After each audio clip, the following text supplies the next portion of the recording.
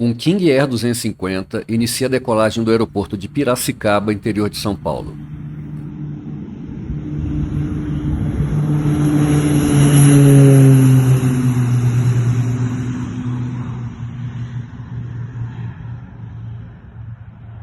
Segundos depois, a aeronave perde o controle e projeta-se contra o terreno, provocando a morte dos seus 7 ocupantes. Quais foram as causas desse acidente? E o mais importante, que lições podem ser aprendidas para evitar a repetição de tragédias como essa? Esse é o nosso assunto de hoje.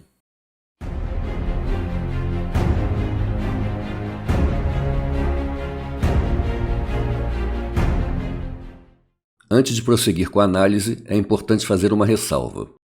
Este é um vídeo técnico sobre um acidente aeronáutico com vítimas. Entendemos que os tripulantes envolvidos estavam fazendo o seu melhor com as informações que tinham disponíveis. Mesmo assim, o fato de ter resultado em um acidente grave com mortes demonstra que essas ações não foram eficazes. Não há intenção de fazer julgamentos pessoais, mas sim uma análise operacional do evento com um olhar para o futuro, com fins de prevenção.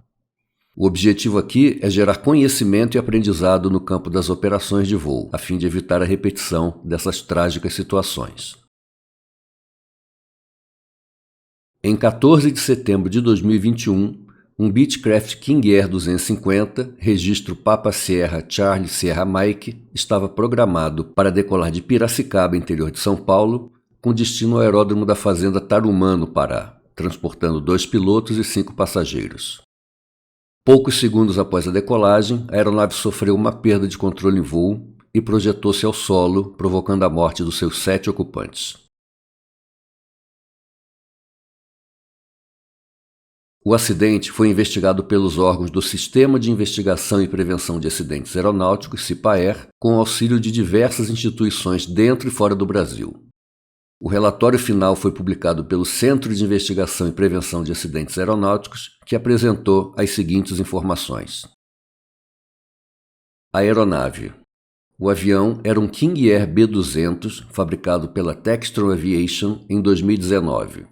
Essa aeronave é um bimotor turbohélice, asa baixa, cauda em T, pressurizado e configurado para operação com um piloto mais 8 passageiros, e com peso máximo de decolagem de 12.500 libras ou 5.670 quilos.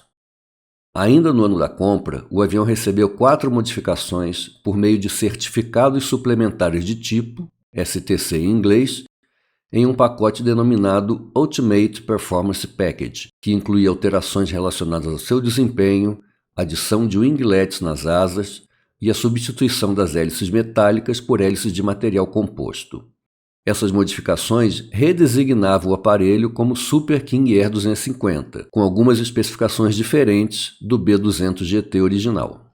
O avião estava equipado com um gravador de voz de cabine, CVR, e não possuía, nem era requerido possuir, um gravador de dados de voo, FDR. O avião era equipado com um sistema de alerta de stall, que era ativado quando detectava uma condição de ângulo de ataque excessivo e disparava um tom de alerta na cabine.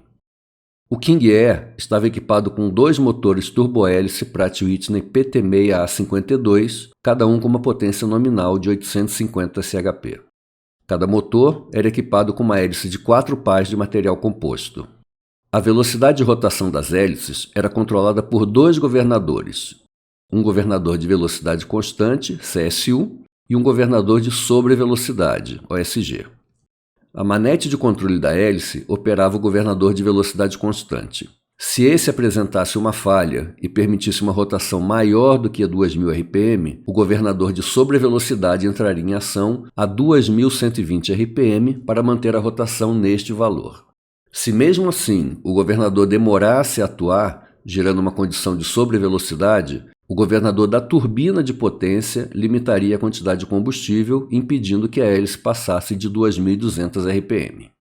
Sobre velocidades acima de 2.120 RPM, significava uma falha de ambos os governadores. No manual da aeronave, não há procedimento associado a essa condição de sobrevelocidade da hélice. O certificado de aeronavegabilidade estava válido e as cadernetas de célula, motores e hélice estavam com as escriturações atualizadas. Em 2019, ano da compra, a aeronave foi recebida por uma organização de manutenção em Jundiaí para realizar uma inspeção de 50 horas, onde foram registradas intervenções relacionadas a um aumento anormal na rotação de hélice quando o sistema de embandeiramento automático era ativado. Desde essa época, tanto o proprietário quanto o piloto estavam insatisfeitos com a despachabilidade da aeronave, sendo que o piloto teria feito comentários negativos sobre as diversas panes e sobre os governadores de hélice. A inspeção mais recente da aeronave, uma inspeção anual, teve início em 23 de agosto de 2021 e foi finalizada em 13 de setembro, um dia antes do acidente. Nessa manutenção, foi efetuado, entre outros, a lubrificação e ajuste de RPM de ambas as hélices. A ficha de cheque nos motores indicou que o serviço foi iniciado no dia 23 de agosto e o cheque final ocorreu no dia 8 de setembro, cerca de 5 dias antes da entrega do avião ao cliente. Nas fichas de cheque de motor após o ajuste, a rotação das hélices ficou regulada para 1990 RPM em ambos os motores. A organização de manutenção tinha previsão de finalizar o serviço no dia 15 de setembro, mas houve uma ação do proprietário para adiantar o recebimento para o dia 13, para atender seus compromissos. Tripulação. O piloto em comando, Pique, tinha licença de piloto de linha aérea com experiência de mais de 8.300 horas de voo totais e 297 no modelo King Air. O segundo piloto, Sik, tinha licença de piloto comercial, com experiência de cerca de 500 horas totais de voo, sendo 85 no modelo. Ambos estavam com as habilitações de classe de multimotor terrestre, MLTE, e de voo por instrumentos em avião, válidas. O piloto em comando teve experiência anterior em várias aeronaves, incluindo o Embraer 110. Ele obteve sua habilitação de tipo BE-20 para os aviões da série 200 em junho de 2012. Fez seu último cheque em BE-20 em voo no ano de 2015. Em 2016, a ANAC emitiu uma instrução suplementar regulamentando que as aeronaves com peso máximo de decolagem abaixo de 12.500 libras, operadas por apenas um piloto e com motores a hélice, passariam a admitir a operação apenas com habilitação de classe de multimotor terrestre, sem a necessidade de um treinamento específico no tipo, como era requerido até essa época. A IS também estabelecia que, para operar alguns tipos de aeronave classe mais complexas, os pilotos deveriam passar por um processo onde um outro piloto com experiência no equipamento atestasse na caderneta de voo que esse tripulante teria passado por uma adaptação e estaria capacitado para voar naquele modelo.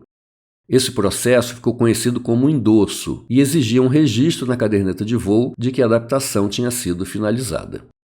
O piloto em comando, que tinha habilitação de tipo em BE-20 válida na época da SS, em 2016, automaticamente foi considerado endossado, ou seja, autorizado a voar o BE-20. Porém, desde 2016, fez as suas revalidações de habilitação de multimotor terrestre em aeronaves PA-34 Seneca, um bimotor leve a pistão com características diferentes do King Air. Em 2019, para o traslado do PSCSM dos Estados Unidos para o Brasil, o piloto fez uma sessão de simulador para treinamento de diferenças entre o B-200 e o King Air 250, mas não há registro de que tenha treinado procedimentos de emergência. Com relação ao segundo piloto, que possui habilitação de classe multimotor terrestre, não foi encontrado registro de endosso para o modelo King Air. Operações de voo. A aeronave foi recebida pelo operador de volta da Organização de Manutenção em Jundiaí em 13 de setembro de 2021 e havia um planejamento de decolar para Piracicaba às 13 horas local, embarcar os passageiros e seguir no mesmo dia, levando o proprietário e sua família para a Fazenda Tarumã. Contudo, antes da saída de Jundiaí, os pilotos perceberam um problema em uma das janelas, obrigando a um serviço adicional de manutenção e atrasando a decolagem. Após a conclusão do serviço, os procedimentos de saída foram realizados de forma apressada e, segundo o relatório, nem todos os cheques de sistemas foram realizados completamente, incluindo o de embandeiramento de hélice. Finalmente, por causa desse atraso na saída de Jundiaí, o voo para a Fazenda Tarumã foi postergado para o dia seguinte. No dia 14 de setembro, para o voo de Piracicaba até a Fazenda Tarumã, estava prevista a decolagem às 8 horas local. Os tanques de combustível foram abastecidos até sua capacidade total, foram embarcados 5 passageiros, 7 malas e um cooler. O peso de decolagem foi calculado em 13.874 libras, ultrapassando em 1.374 libras o peso máximo de decolagem de 12.500 libras estabelecido no manual de voo. No briefing de decolagem, o piloto em comando informou que seria feita uma decolagem estática, com flap em cima, com velocidades V1, VR de 102 nós e V2 de 109 nós. Essas velocidades eram aquelas previstas no manual do avião para o peso máximo de 12.500 libras. Ao definir as ações em caso de emergência, o piloto em comando determinou que, no caso de pane antes da velocidade V1, a decolagem seria abortada. No caso de pane após a V1, não havendo pista remanescente para parar, a decolagem seria continuada e que após a decolagem, com climb positivo e trem de pouso em cima, nenhuma ação seria feita até 400 pés de altura e que o embandeiramento seria automático. A aeronave iniciou a aceleração dos motores e a corrida para a decolagem. Durante o comando de rotação, ocorreu momentaneamente o alarme sonoro de stall. Logo após o recolhimento do trem de pouso, o piloto em comando anunciou disparo de hélice. A análise do espectro sonoro do CVR apontou que a rotação das hélices atingiu 2.025 RPM durante um intervalo de 4 segundos. Ainda pelo espectro sonoro, na sequência houve uma flutuação de rotação da hélice, aparentemente comandada na cabine, para 1.830 RPM e depois a rotação voltou para 2.000 RPM. Na sequência, o alarme de stall começou a tocar e permaneceu ativo até o final da gravação. Enquanto tocava o alarme, o segundo piloto anunciou repetidamente a palavra push, que em inglês significa empurre. De acordo com o relatório, as gravações do CVR, cuja transcrição não aparece no relatório final, indicaram que nesse momento o piloto em comando concentrou sua atenção para o evento de sobrevelocidade de hélice, não havendo indicação de ter reconhecido a condição de pré-stall. 4 segundos antes do impacto, ocorreu o embandeiramento da hélice direita. A análise dos destroços não indicou presença de falhas que tivessem levado ao embandeiramento inadvertido. Portanto, pela forma como aconteceu, levantou-se a hipótese de que o embandeiramento tenha sido comandado na cabine pela manete de hélice. Na série 200 do King Air, não existe procedimento para evento de sobrevelocidade de hélice. O manual informa que o voo pode ser continuado em condição de sobrevelocidade até 2.120 RPM, desde que o torque ficasse limitado a 1.800 libras. O piloto em comando tinha adquirido boa parte de sua experiência voando Embraer 110, um avião equipado com motores PT-6, similares ao King Air, mas que tem como procedimento, em caso de falha do governador de hélice, a redução da rotação através da respectiva manete de hélice. O relatório levantou a hipótese de que esse fato tenha acontecido na sequência de eventos. É um conceito conhecido em aviação como transferência negativa, quando, inadequadamente, o piloto aplica procedimentos que foram aprendidos para uso em outras situações, normalmente relacionados com aviões anteriores que ele tenha tido experiência. Conclusão. O exame dos destroços apontou que os 2 motores estavam em funcionamento no impacto e que a hélice direita estava em processo de embandeiramento, mesmo estando com elevada potência. Ainda pela análise dos componentes avariados, não havia evidência de condição que pudesse ter impedido a operação normal dos governadores de RPM de hélice. A aeronave decolou utilizando velocidades para um peso de 12.500 libras, mesmo estando com 13.874 libras. Durante o comando de rotação, houve acionamento momentâneo da buzina de stall. Após o recolhimento do trem de pouso, houve um transiente de sobrevelocidade das hélices até 2.025 RPM. De acordo com o relatório, o CVR indica que houve uma concentração de atenção do piloto em comando para a condição de sobrevelocidade das hélices. Na sequência, houve-se o alarme de stall, que prossegue continuamente até o final da gravação. Segundos antes do impacto, a hélice direita sofre embandeiramento. O avião rola para a direita e projeta-se contra o terreno. O piloto em comando não fazia treinamento de emergências em simulador de King Air pelo menos desde 2016. Suas últimas revalidações de habilitação de classe multimotor terrestre aconteceram em aeronave PA-34. Esse fato pode ter provocado uma deterioração na sua proficiência em lidar com a situação identificada pelo piloto como disparo de hélice e que, de acordo com o manual de voo do fabricante, não requeria ação por parte da tripulação. O relatório aponta para uma crença entre alguns pilotos e proprietários de King Air de que a aeronave pode operar acima do peso máximo de 12.500 libras, pois essa restrição de peso não se daria por limitações estruturais ou de desempenho. O relatório aponta que, inclusive, o proprietário do PSSM tinha essa percepção. Eu tive com ele há 20 dias atrás, 20 dias, 30 dias atrás. Ainda brinquei com ele que eu falei, o senhor não quer vender o seu avião? Ele falou, não quero. Eu amo esse avião, ele consegue decolar com um motor, se ele é um bimotor, ele ainda falou assim, não, ele consegue decolar com um motor só.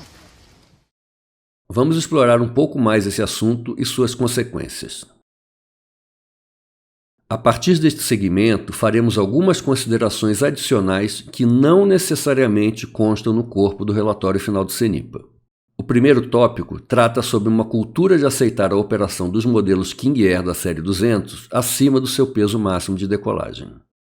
Se tomarmos como exemplo os números do avião envolvido nesse acidente, a aeronave vazia pesava 8.622 libras. Abastecida com combustível máximo nos tanques e com 2 pilotos na cabine, sem qualquer passageiro, o avião já ultrapassava o peso máximo de decolagem autorizado. Isso significa que, para não extrapolar o peso máximo permitido, deveria haver um equilíbrio entre quantidade de combustível e passageiros. Na prática, o cumprimento da atividade demandada pelo patrão ou pelo cliente acaba falando mais alto. O piloto não se posiciona e a operação acontece acima do limite de peso máximo. No acidente em questão, com o embarque dos 5 passageiros e suas bagagens, o peso estimado na decolagem era 13.874 libras, cerca de 1.374 libras, ou 624 quilos, acima do máximo permitido de 12.500. Essa percepção de que os King Air da série 200 pode decolar acima do peso máximo sem problemas de desempenho está difundida entre vários operadores da aeronave. E de onde vem essa cultura que aceita decolar acima do limite máximo permitido pelo fabricante? Os requisitos de certificação de aeronaves de pequeno porte, regulados pelo Código Federal de Regulamentos norte-americano, parte 23, ou seu equivalente no Brasil, RBAC 23, divide os aviões em 2 categorias. Categoria normal são aeronaves com peso máximo de decolagem de até 12.500 libras e limitadas a 9 assentos. Os King Air da série 200 foram originalmente certificados nessa categoria. Os aviões podem ser operados por apenas um piloto e, atualmente, apenas com habilitação de classe multimotor terrestre, não requerendo treinamento periódico específico no modelo. E aeronaves categoria transporte regional, com peso máximo de decolagem maior do que 12.500 libras até 19.000 libras e limitadas a 19 assentos. Essa categoria traz algumas exigências adicionais de certificação, pois é suposto que prestará serviço de transporte público de passageiros. Aviões dessa categoria exigem que o tripulante tenha uma habilitação específica para o tipo de aeronave, com treinamento periódico na aeronave ou em simulador de voo. Em determinado momento da história, verificou-se que os King Air da série 200 teriam desempenho para operar acima de 12.500 libras. A partir daí, com o aval da Autoridade de Aviação Civil, passou a ser oferecida aos operadores uma certificação suplementar de tipo, STC, que cumpria as exigências requeridas pela categoria de transporte regional. Esse processo desenvolveu um suplemento ao manual de voo, contemplando novos critérios e novos números de desempenho para operação acima de 12.500 libras.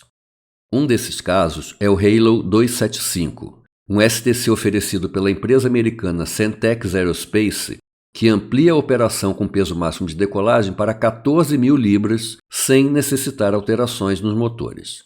É possível que essa informação tenha passado a percepção aos pilotos e proprietários de que pode-se operar os aviões da série 200 sem realizar qualquer modificação nos parâmetros operacionais. Afinal, dizem alguns, é só papel.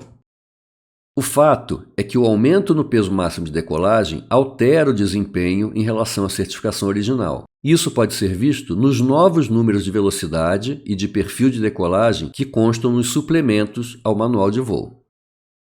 Essa carta mostra as velocidades de stall sem tração dos motores a 1G para aviões da configuração King Air 250, que aparece no AFM com o STC Halo 275 da Centex. Não temos como garantir que seriam os mesmos valores para o King 250 do acidente, que não tinha esse STC, mas a carta é um bom referencial sobre a variação da velocidade de stall com peso aumentado. Operando com peso de 12.500 libras, a versão do King 250 com STC de aumento de peso tem uma velocidade de stall com flap recolhido e asas niveladas de 88 nós de velocidade indicada. Agora, tomemos o peso de decolagem do CSM de 13.874 libras. Subimos até a interseção com a linha de flap recolhido, seguimos à direita até a linha de referência de ângulo de inclinação, arbitramos que o avião está voando com asas niveladas e continuamos à direita até o eixo que indica a nova velocidade de stall de 94 nós, 6 nós acima do stall com 12.500 libras. A velocidade de stall é um dos parâmetros que define as velocidades VR e V2. No voo do Ocidente, foram usadas VR e V2 para 12.500 libras. Alterações estruturais ou aerodinâmicas, ou no peso de operação, exigem um estudo do fabricante para que haja um entendimento de como isso afeta o desempenho. Não dá para um piloto tentar deduzir quais seriam os números aplicáveis a uma nova versão apenas porque os aviões são parecidos. Por exemplo, o CSM foi fabricado como modelo B200 GT e a sua versão 250, após a implementação dos 4 STC, efetivamente resultaram em alterações no desempenho geral, mesmo mantendo-se a mesma motorização. Comparando ao modelo original, a velocidade mínima de controle aumentou de 86 para 92 nós. A barra vermelha de velocidade mínima com flap em cima, na tela do piloto, mudou de 99 para 88 nós. A velocidade de melhor razão de subida com motor inoperante caiu de 121 para 116 nós. Para o mesmo peso de 12.500 libras, a velocidade de rotação na decolagem com flap recolhido aumentou 7 nós, de 95 para 102. Isso apenas por causa das modificações implementadas no STC. Já a velocidade V2 caiu em 12 nós. As velocidades VR de 102 nós e V2 de 109 nós foram aquelas mencionadas no briefing de decolagem do CSM.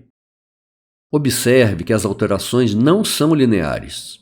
Algumas velocidades aumentaram, outras diminuíram por motivos que não são explicados nos manuais de voo e que os pilotos não têm como deduzir ou fazer extrapolações. Já para a versão Halo 275, se olharmos os dados de desempenho previsto no AFM aprovado pelo FAA, tanto nas modificações a partir do B200 GT e a partir do 250, considerando o peso de decolagem do CSM de 13.874 libras e as condições ambientais em Piracicaba no dia do acidente, os valores para essa certificação com peso aumentado seriam o seguinte. Para o B200, a nova velocidade de rotação seria 117 nós e a V2 deveria ser de 126 nós.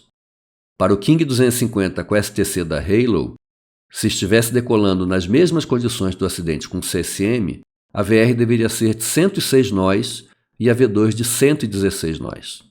O objetivo de apresentar essa tabela comparativa é deixar claro que vários fatores fora do conhecimento do piloto podem afetar o desempenho de aeronaves aparentemente similares e que há um risco em operar sem conhecer os dados de certificação do seu modelo específico e sem seguir os limites do seu manual de voo. É importante lembrar que os números apresentados nesse slide são apenas uma pequena parte de um suplemento do FM que tem mais de 150 páginas e que se somam às centenas de páginas do FM da certificação original, todas com muitas informações importantes para a segurança operacional, sem espaço para extrapolações ou suposições. No estágio atual da aviação, é muito difícil sermos surpreendidos por tipos novos de acidentes. E também não há lições novas. Com todo o conhecimento de investigação de acidentes acumulado ao longo da história da aviação, talvez o foco das ações de prevenção atualmente devesse envolver um processo educacional sobre as armadilhas mais comuns em acidentes aéreos e como evitá-las.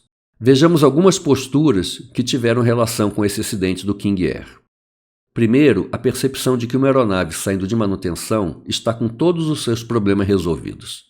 Isso acontece parecido na vida pessoal, quando alguém manda o seu carro fazer uma revisão logo antes de uma viagem, sofre uma pane na estrada e se surpreende. Mas eu acabei de tirar da oficina.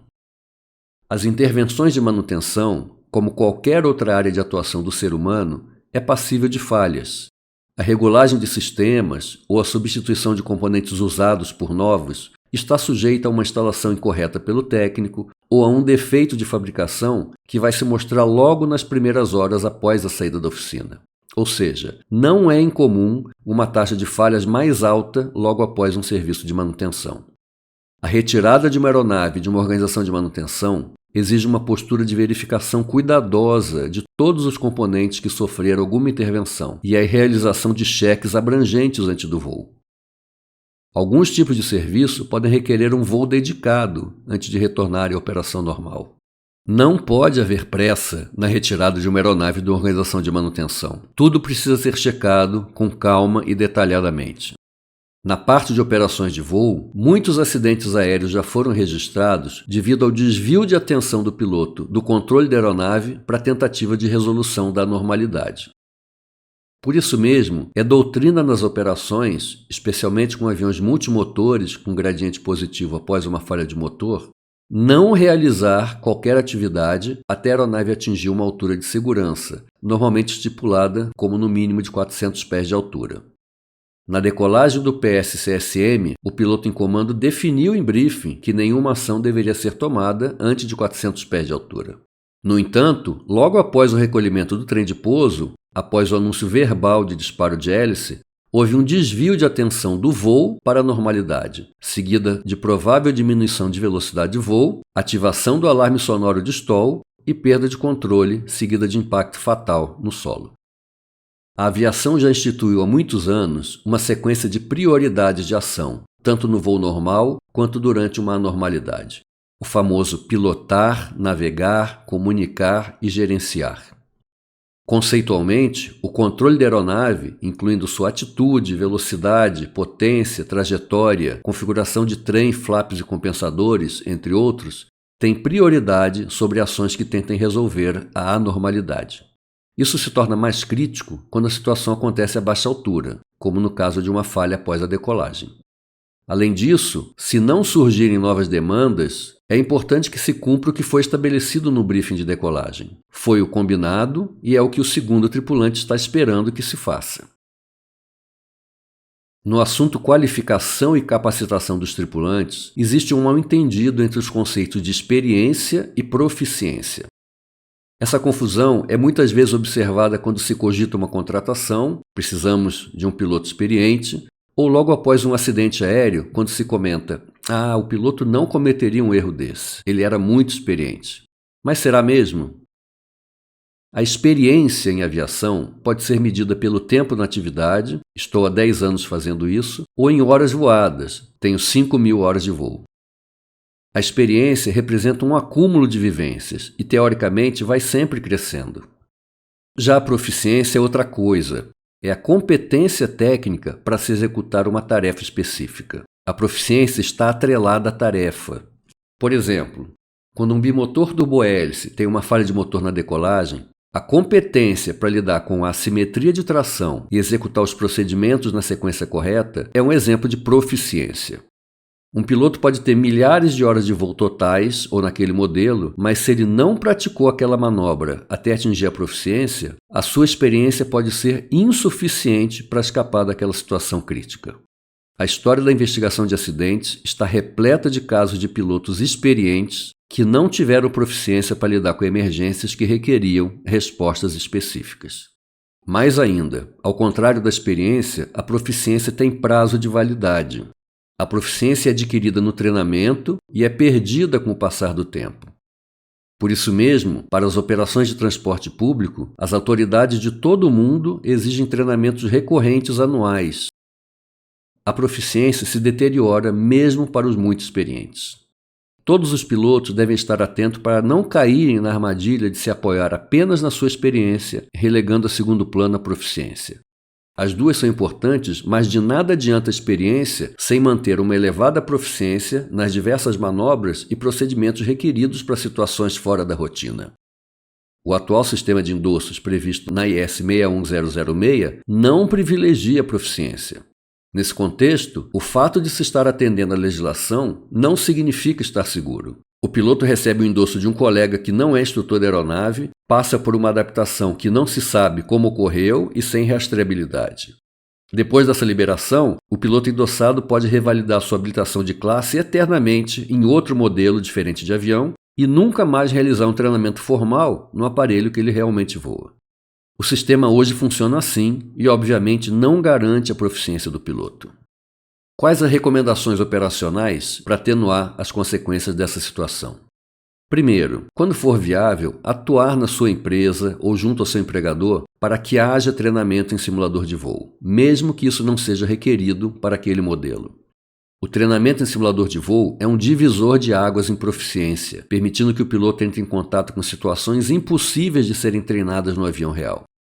Independente do treinamento de simulador, todo piloto deve fazer a leitura completa, pelo menos uma vez, dos manuais de operação da sua aeronave.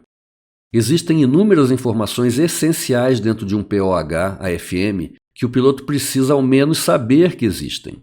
Não é admissível que um piloto nunca tenha lido todo o manual do seu avião. Memorize todas as limitações operacionais e de sistemas da sua aeronave. Para aviões certificados, essas informações estão na seção 2, Limitações, do seu POH ou AFM. Leia todas as emergências pelo menos uma vez e memorize as emergências críticas. Não apenas memorize, mas pratique o chamado voo mental, para se condicionar com uma resposta correta às emergências críticas. Com o voo mental, o piloto cria uma memória muscular de resposta condicionada que pode fazer toda a diferença ao encontrar uma situação inesperada, atenuando as respostas instintivas e incorretas. Se você quiser saber um pouco mais sobre como se preparar para emergências, assista a esse vídeo. Por último, a cultura de desvios operacionais intencionais que ocorre em alguns nichos da aviação brasileira é uma grande armadilha contra a segurança do voo. As decisões operacionais de um piloto de aeronave devem usar como base os referenciais normativos da aviação, como os regulamentos, manuais de voo e procedimentos operacionais padronizados, uma avaliação dos riscos, tipo quais as consequências de se optar por esse caminho e isso der errado, e, obviamente, a sua base de experiência. Alguns conceitos podem ajudar na definição da sua postura em relação à segurança de voo no ambiente de aviação. Primeiro, um comportamento profissional é aquele em que o indivíduo pelo menos cumpre as normas e protocolo da profissão. Toda a base regulatória da aviação é de cumprimento obrigatório, não é opcional.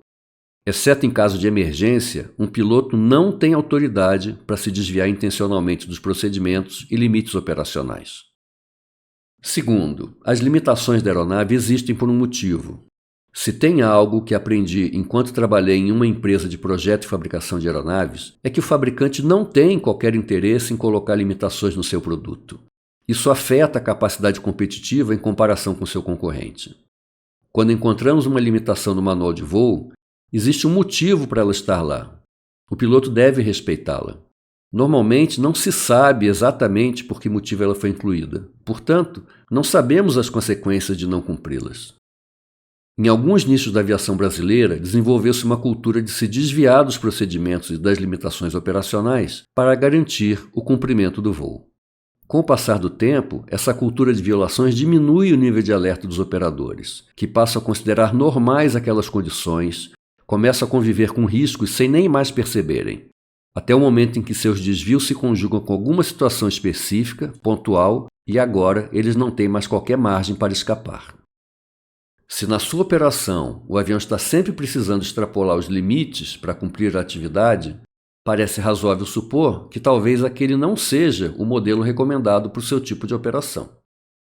Algumas empresas seguradoras estão buscando incluir cláusulas que as isentem de pagamento de seguro em caso da comprovação de desvios operacionais intencionais. É importante pensar nisso. Por último, o piloto deve aprender a exercitar um processo simples de gerenciamento de risco, fazendo apenas uma pergunta para si mesmo antes de tomar uma decisão. Se eu fizer assim e der errado, qual será a consequência?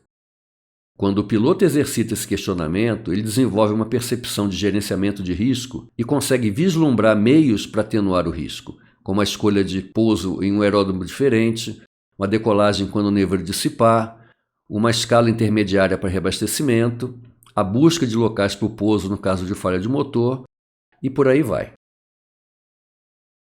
Lembre-se, a grande maioria dos acidentes na aviação civil não está relacionada com falhas mecânicas. mas resultam diretamente das decisões tomadas pelos pilotos.